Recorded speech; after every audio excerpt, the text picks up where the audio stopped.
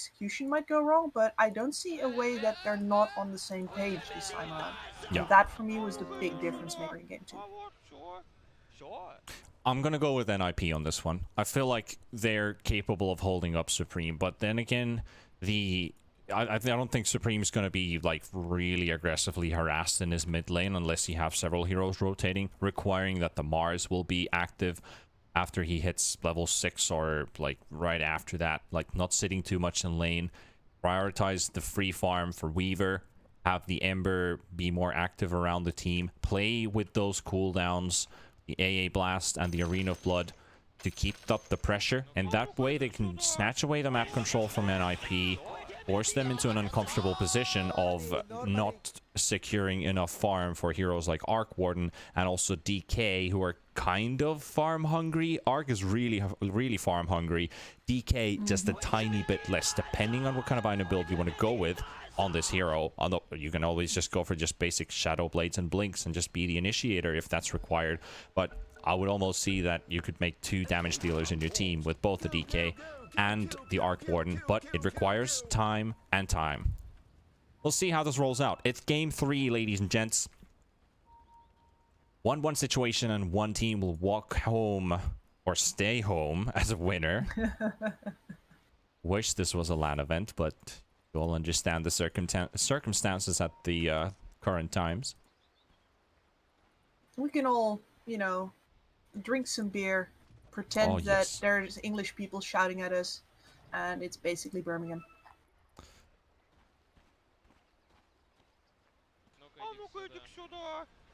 That's the crowd right there.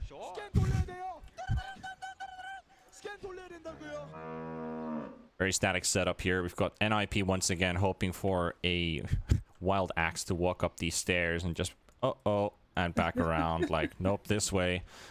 Nobody there this time. No bounties placed either. I think like this game is where all bets are off. It's just like focus on what's happening and no more fun content. I think you didn't see V-Tune and Always Wanna Fly tossing a hot pepper to each other in the bot lane. Nope. Well, I swear that didn't happen. My mum's grave. Let's see how the bounties roll out. It's probably going to be 2 for 2. Maybe even 3 for 1. 2 for 2 by the looks of it. Saberlight still walks in. V-Tune, they placed a sentry in the river. Could try for this. At least try and harass V-Tune as much as they can. Stun. 2 seconds for Shikuchi. A bit short on damage. Saberlight also very low on HP. Pop this salve right away. Soneko slowing down. Always Wanna Fly. And both V-Tune and Always Wanna Fly dropped really low on HP. Saberlight coming back in with the salve. Now Iceberg. See if he can pull off a better lane against the Arc Warden, because he didn't quite do so against the Invoker. He caught up really well because the Invoker's rotations. He was responding to those rotations as well, getting the kills. Invoker wasn't. Maybe Iceberg will be dominant as we've used to seeing him perform.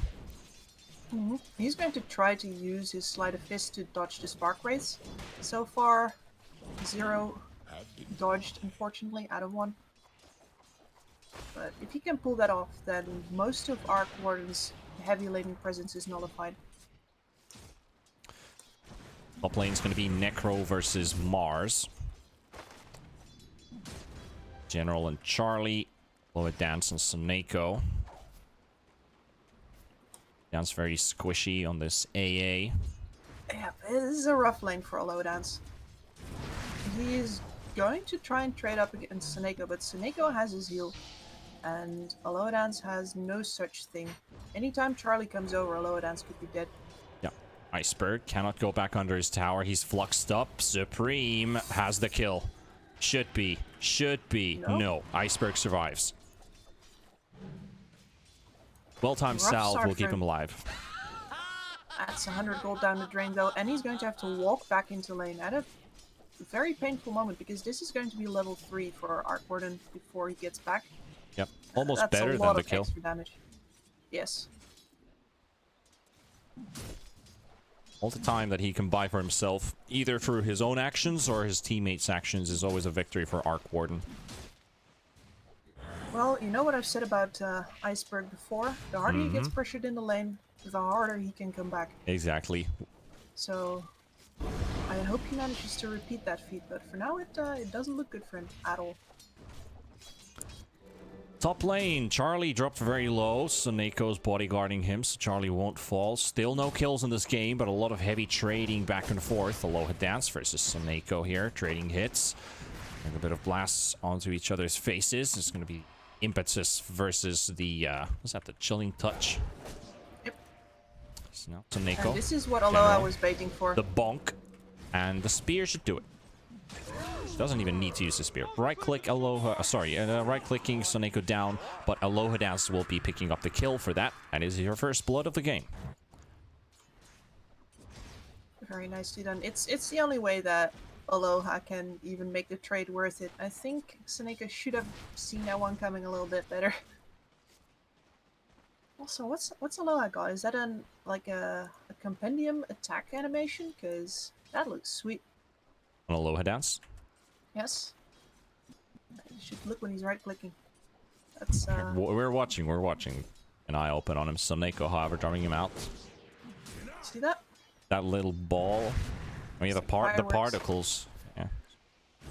Means particles, it must be battle pass, right? Yeah, that's probably his shiny things. V-Tune? Saberlight Going on very Saberlight? low on top. V-Tune kill maybe. Well, stick charges will keep him up. Very dangerous challenge there. So the DK can sustain a lot, but it'll also force him to buy a lot of regen in general just to keep his levels up. Yep. And he's definitely not going to be able to help out Era in any of these side pull situations just because he's so low all the time. That means that there's going to be a level advantage on the side of the Radiant on this bot lane. He's already used up 2 salves as well, so that's a bit over 200 gold. Not almost down the drain.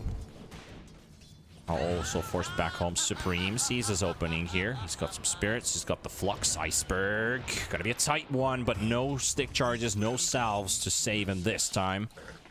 We'll go down to Supreme. With the TP either. No TPs. He had no TP. He had full status though. I think that's also a good point, Kips, because in most cases, you want to have your support's TPs available. Yes, you When it comes to the early game, you should always walk into lane it's instead of just sneaking right away. Like, one of the things that I think players don't quite realize is that when Aloha shows on top lane, he gives Supreme the opportunity to go for the kill. And it's a rough one to keep in mind. Like, the only other option would be to TP top, but to not show until, you know, you've let enough time pass that Supreme doesn't know exactly if you TP'd anymore or not. But that's 3 steps ahead. Yeah. And Aloha is just playing this pressure lane with General. They're winning it. They killed Soneko for the 2nd time right now. There's not really a thought in his mind right now that he might be killing Iceberg. Because depending on the kind of info that Iceberg has been giving him, it might be just like, oh, middle lane is like, I'm surviving it or whatever. Yeah, you want to rely on the... hard to judge. Exactly. And it might not be worth it to walk out to lane. Just because, yeah, okay, you prevent a kill on mid, but then what? You let the pressure up on top? Better just focus on your gameplay. Oh, we have it's pretty hard lane for Saberlight 13 CS been caught up so far. A level 3 V2 at level 4, so this Weaver gonna get as well a bit of time for himself. Oh, Bounty placed as well on top of the Necrophos. Buy a Aloha Dance. Buy He a is Aloha such a Dance. troll. That could also be the new taunt in the coming tournaments. Had Saberlight getting initiated on by Always Want to Fly in V2. Up to half So HP. much sustained damage. Plus You can armor only just ticking walk in. away. The poison's keeping Always Want to Fly a bit busy. 3 stacks. He's going to be the 4th one, most likely. Going to be enough for a kill. Would need a 5th That was one. Not a lot of commitment at all from FlyToMoon there. Nope. I guess Always Wanna Fly is going to take a bit of damage here, but he's still got 3 tangos, and there's not a lot of burst on his opponents, so he's fine. Another tango, plus a pretty fat one-tone V-tune, and yeah, Saberlight now just goes back into the lane while he's low. he has to keep staying here. He has to risk his life if he wants to keep getting the XP. But he's already getting harassed out. And look at that. They're going in again. I don't think he's going to This is going to be enough, definitely, for FTM. Saberlight will go down to always want to fly's ticks from the fiery spirits, so he's going to go down. That's 3-1 for FTM in the early game. Suneko trying to pull off a wave, forcing General to farm under his tower, get Charlie's lane to push in as well, but not a catapult wave for another 3 minutes, so that's probably going to lead into the greatest push. 7 minutes in mid lane, we've got a fight going on. Iceberg looking onto Supreme, and a revenge kill will take place, but also losing Iceberg's life. And there's the illusion from Supreme still doing work. So Neko's around, Impetus Spear is ready. Supreme will farm the CS from this lane and give up on the kill on AA. So Aloha Dance will Iceberg.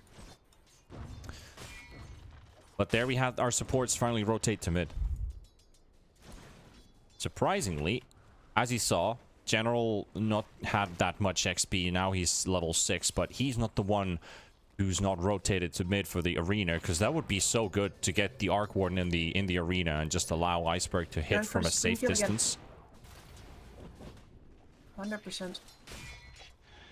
But now Aloha Dance always want to fly, stacking up. They want to punish Supreme a second time.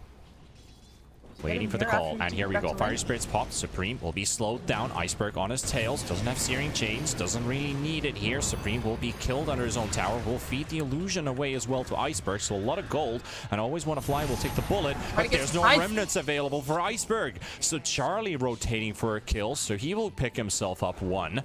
Aloha Dance trying to make his way away from Suneko. Hasted up Enchantress. Look at Bambi go. Now turning their faces towards General. I didn't think she could get more annoying. Well, that's one thing. 5-5. But a great rotation there. Yeah, I think Iceberg is still very happy with how he's coming out of the laning stage right now. Especially if he's been managing to spend all his gold, and I think he has.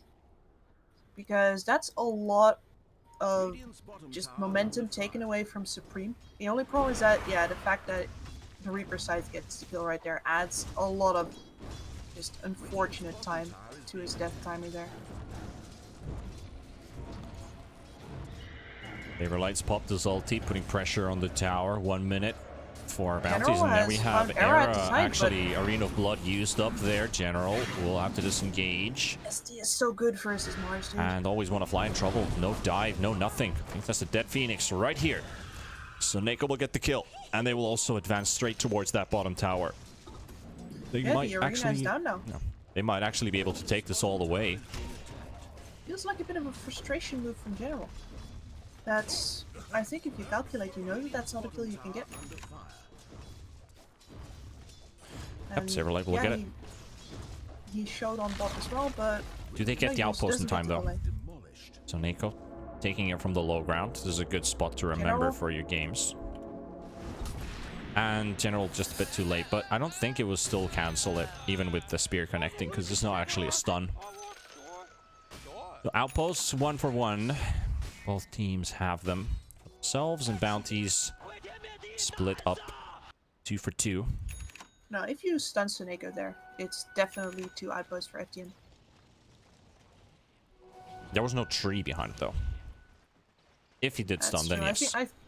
I think he had time to reposition there, honestly. Maybe pin him to the wall from the side. Anyway. A lot of stuff coming on the couriers now. Iceberg's got himself his face boots ready. DD bottle. Remember yesterday when DDs and hastes were the theme? Oh, yes. We've seen some DDs and hastes here as well. Day like that again. General smoked up now. He's got another arena, and Charlie is not going to live it. Yeah, steps forward. He is going to be a big kill here. They will make sure that Charlie will fall. The AA blast will surely make sure of that. But now Supreme and Era trying to look for a response here. Iceberg coming in very deep at the back. There's the egg about to explode. It will. So Supreme will live a bit longer. V2 using his ultimate as well. And now Supreme in trouble. Gets pinned on the tower. He will fall. Iceberg, 1 more remnant remaining. He will cancel the TP from the Enchantress. Get a triple kill for Iceberg. And this is the Iceberg we've been waiting for. This is the FTM that we saw in the first game. Yes. They know how to execute the fights because their lineup makes it very clear, and then they just work like a beautifully oiled machine. That was a great egg as well. Like, it doesn't matter that he dies there. It means that Supreme is engaged for long enough that he can't disengage anymore afterwards. And the support, especially 5 position, will happily give his life there for the enemy mid. That's what I really like about FTM when they did draft that Mars, the hero that I was waiting for them to pick, is because they're executing it so well. They know how to play around in different scenarios. They've practiced this over and over again in different ways. And exactly as you said, like forcing Supreme to focus on the egg, but at the same time, he's at the firing line.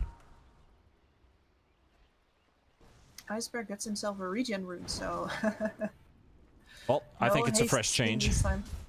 Yeah, I think it's good for a change. Something else that's changing, by the way, is that VTune is the first Weaver that I see go for Lincolns. Of course, we've seen some support Weavers recently, but also a couple of core Lincolns, I should say, Weavers who skipped the Lincolns until very later on. But this is definitely a farming Weaver. He is looking to match that. And as mentioned, Phoenix, Mars, and AA bringing you all the action. Saberlight will be punished.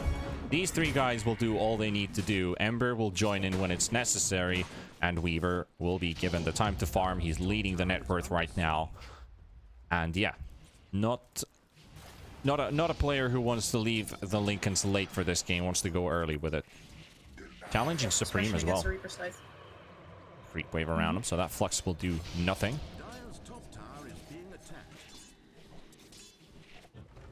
Top lane, SD ulti onto General. Charlie is there. Here's an ultimate available. Needs to get a couple more hits in. He does get stunned though. Doesn't have the movement speed to get away. Era does buy some time for Charlie to finally land that. So they will use the Shadow Poison Impetus. There's the Reaper Scythe. FTM. Are they going to defend this tower though without the Mars? 40 seconds. Let's see if either of the cores look like they want to teach. Someko. Iceberg has a scroll. Yeah, they're coming. Someko's getting burnt to death. The AA Blast is also there. Saberlight is now being focused on by VTune. Soneko surviving that, but not the Iceberg. And here come, they have the egg as well at the back, but it's a bit too far away. But VTune will still keep on going. He knows that this is a fight they can win, so he will also participate in it. Era will turn around to take the attention from FDM, but Charlie's still going to get caught. That's already 3 heroes dead. This might be a 4th, and now there's Supreme. Does Charlie feel confident enough to turn around? He does. Iceberg walking away. No remnants available. There's also want to fly backing away, and NIP won't lose any more heroes, but they lose 2 or 3 of them, and it's a 4k lead now for FTM. Very costly if you're gearing up with this static push lineup to take a tower and instead you get driven off of it. They didn't even have the Mars there. He's back now. He's got another arena up. And honestly, NIP should be scrambling right now to get any kind of key item up, but the problem is that at this time you'd want Saberlight to have made significant headway on a Blink Dagger, but he is so poor. And Charlie hasn't fared much better either. He is going for a Force Staff, hoping to get out of the way of all of this chase of FlyToMoon, but neither of these are really game-changing items. And as you can see, FlyToMoon with his draft of theirs, they can move with 3 men. Just the Mars and his 2 supports, who are the 2 people who don't have to farm at all. Mars farms kills, Iceberg takes the jungle, and VTune, who is the hardest to catch, takes a lane. And he dodges the pressure of NIP, so it's up to VTune to read where NIP wants to pressure. He dodges that, the rest of the team either accompanies him on pressuring on their own, or they cut from the side or behind onto NIP. And it just works. And it feels good. NIP have no such options in their draft. How do they burst someone? How do they section off a hero that they want to kill? They gotta hope that, you know, General walks uphill into them, but he is very tanky at this point. That's no level 1 Mars anymore. Sentry Ward is slightly off target from Aloha Dance. That Ops Ward will remain inside the jungle. They are sitting under vision. NIP trying to grab as much info as they can to try and secure as much farm, as much safe farm as they can for Supreme. So you see this defensive warding here to secure at least the entrances from FlyToMoon. but also having deep vision in the jungle. Right now, NIP are very spreaded, and FTM are coming with a 4-man gank train straight towards Supreme. They will reveal him in just a second. Now they see him. They got the route onto the Arc Warden, so Supreme is going to fall. He also loses his illusion. So again, so much money for Iceberg here. As soon as FlyToMoon see you, they can kill you. Now Saberlight's got a... He mustn't overstay his welcome here. There's a hasted Ember Spirit, but the Searing Chains will fail. But still 7 seconds, so if he just follows up on DK... Doesn't want to get stunned up, though. And at the same time, always want to fly. He does get ulted by Era. Charlie could find a kill here. 6 seconds for the dive. Oh, they're going to... Oh, no. They haven't enough time to hit the egg. The intervention is coming in. Era will die to the explosion. Always want to fly will stun up Charlie. General with the Arena of Blood will make NIP pay for the mistakes. VTune is here as well. Supreme has just respawned as well, and he's instantly forced to go into a fight. This is exactly what he doesn't want to do. The bubble will buy some time. There's the bonk. It will do some damage. Saberlight will be kept alive here, and now they're looking for a turnaround. Charlie had been taken down there. Supreme is not ready to fight again. I think FTM just waiting for their cooldowns and going in again if it is required. But they'll take over the jungle. They'll at least, as you can see, we saw the wards placed down here. They're both gone. No more vision for NIP. The other one has been dewarded. So no more vision for NIP in the topside jungle, which means that Arc is going to be moving around the bottom area of the map. Question is, where is DK going to go now? So DK needs farm as well, and he's going for the Blink Dagger first. We talked about it, that they need an initiator, so that is something, but he's not going to be building any damage items, not at least now, but they need something. Oh, my goodness. Look at that reach. There's the bubble save from Arrow, so the A-Blast will miss, but the Bonk and Iceberg Slate of Fist with the Desolator. Yep. And the Desolator is something that I wanted to touch on right now. Before, if NIP and FTM stood face to face, let's say under a tower, they could sort of chip away at each other. It would require FlyToMoon to actually dive in. But now, with the Desolator on Iceberg, he's going to do so much damage with these casual side of fists that it's impossible for NIP to just passively stay. Charlie needs help. Very big trouble here, and he's gonna down. They put themselves a double bounty as well on this Enchantress, who's just sitting at the back line. There's gonna be an egg. Charlie will fall. Era's gone down as well, so 2 heroes gone from NIP, and FlyToMoon are soaring right now.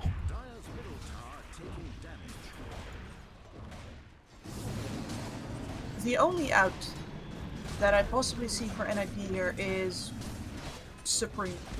And what his team is going to have to do, they are going to have to sacrifice themselves really hard to draw FlyToMoon into some form of engagement where Supreme can be hitting at them from the backline. It's going to cost them a lot of lives, and it will have to probably take place on some form of high ground, which, as you may notice, are a lot of ifs. Definitely. So Neko will walk into VTune. VTune finds him. Iceberg joins in as well, and that's a double bounty claimed right there. Oh boy, not an easy game for Soneko, not at all. We talked about, like, they had the Enchantress during the draft, like they're comfortable with it, but they're happy that they have the Ench. It's not really getting to do much because all of the factors from NIP are kind of like they're lacking compared to what FTM have right now. Yes. So they want to pass everyone is suffering. Everyone is getting punished. Stand and fight. Yes, it's. It always hurts to see a game go this way, because normally if you're NIP right now, you'd have at least one play, right? Oh, that's getting blink stun. Saberlight will find a kill. AA Blast not used this time. And maybe this is it. 7 seconds. And he's going straight for the BKB, so I like this DK build. It's the best thing that Saberlight can go for right now. Prioritize one item at a time and see what's going to happen from there. Arc Warden is still building his Mjolnir, though. It just doesn't feel like it's going to do it, you know? Maybe that's me, rooting for FTM right from the draft. Always have my CIS bias. Yeah, I like Cyberlight's choice for where to farm this as well. Just going into the enemy jungle, he's sure that nobody's going to be there. Exactly. Hits on that enemy tower as well. See if we can draw some reactions and then cheekily blinking out. And he did force a low dance out. Well, NIP, they're forced to play the waiting game. let's hope if they can pull off some really good team fights and at least show that they're not going to get completely stomped by FTM, who've had control over this game. They've enjoyed their play so far, and I don't know, they don't seem like they have any signs of stopping. They just want to keep up this pressure, find objective after objective, keep their mind straight towards the victory, and not loosen up a single moment in this game, because they know that they have that timer that they're fighting up against. So FTM are trying to use everything they can out of this time spike. And now Suneko gonna get hit by an AA blast. The TP coming in, it's gonna miss, but Iceberg doesn't need it. What can you do when you can do nothing? Lie back and think of England. Think about the Queen, I guess. It's like, oh yeah, think of England. Yeah, that's the good old one. I mistook you there for another one. There's a DD rune waiting at the river. I wonder if FTM want to snatch that for themselves. Right now, they're putting pressure into Era. Era should be an easy pick off here. General just walking at him. There's a disruption used by Era. The Phoenix Egg forced to use, however. And NIP might just find an opening for themselves. The Arena of Blood is used as well. The Egg will stun up Charlie, but everything is kind of like just, we found Era, but what do we do with this? It's a 1-for-1 trade, so it's good for NIP so far, but they need more. They need to keep on hunting. Now. But Iceberg's here. NIP, they have their DK ulti up and running. 20 seconds for Supreme's second ultimate, second illusion. Necrophos ulti has been used up. So FTM are sticking around. It's not too long until they have their ultis up, though. At the very least, most of the burst pressure from FTM is gone right now. So they can't... NIP doesn't really have to fear getting jumped on right now with the AA off the field, but that's only a short rest. There's a bit of pinging onto Supreme. They see him farming around and trying to move on top of him, but FTM's not there in time. So that bottom tier 2 tower that they want to focus on, but Arc Warden now has the Mjolnir, so this is going to help with their split push. Not really microing his illusion, though. Might have dealt a bit more harass into Iceberg. How many illusions has Iceberg killed this game? I think he's killed almost every single one, in every engagement at least. Yeah, 5 or 6. 5 or probably. 6?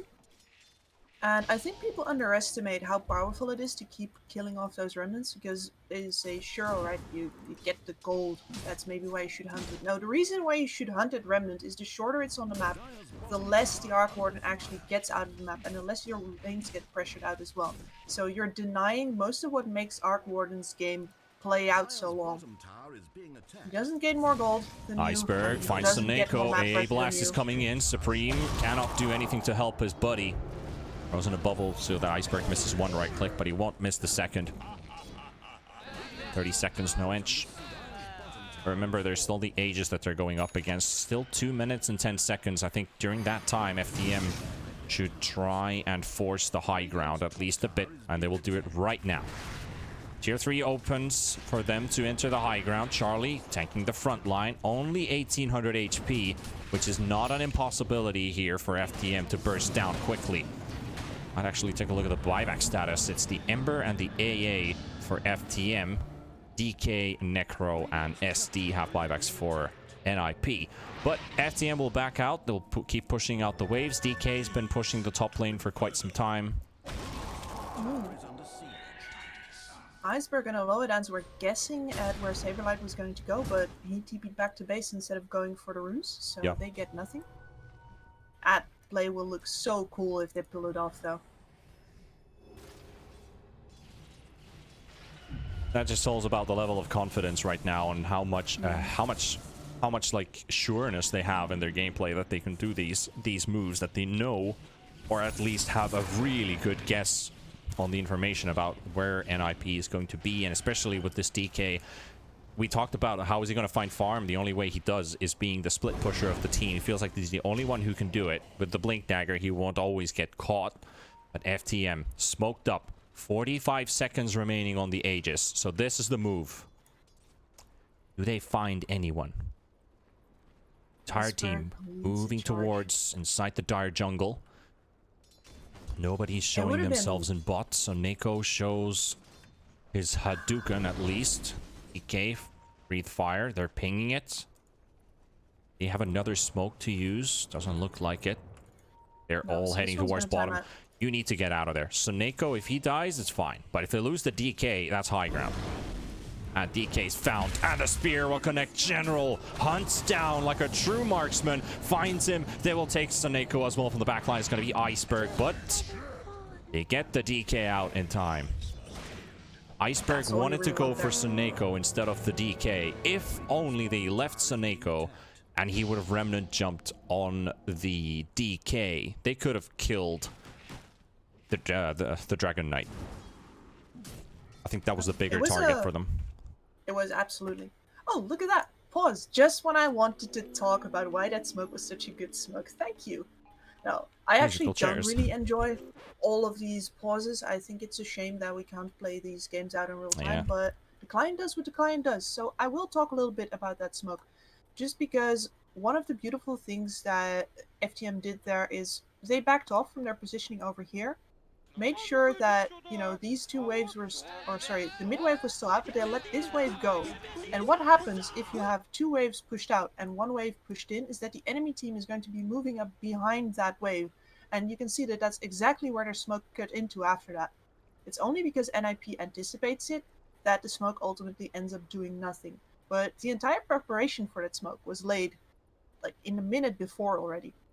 And the read by NIP is also made in the minute before. And even though that looks like a useless smoke in the end, there was a lot of setup and a lot of thought going into that, and it would work against a great many teams. Lucky for NIP that they only lost one hero instead of two, and that also means that the Aegis has expired from the Ember Spirit. He does have a BKB, very close to a Demon Edge.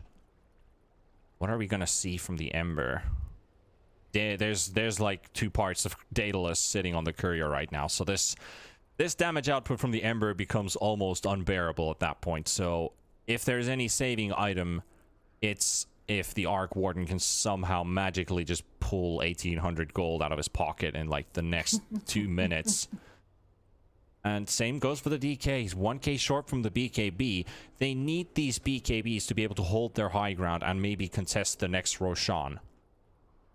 Yes. That and is their factor. They need the BKBs in order to just stand in the fight, and I do want to emphasize that. Like, the BKBs are to deny all of this pressure that comes out from the burst damage pressure, so the Phoenix and the AA. The problem is by this point that the right-click damage from Iceberg and from VTune is scaling so hard that they might still lose the fight even with the BKBs.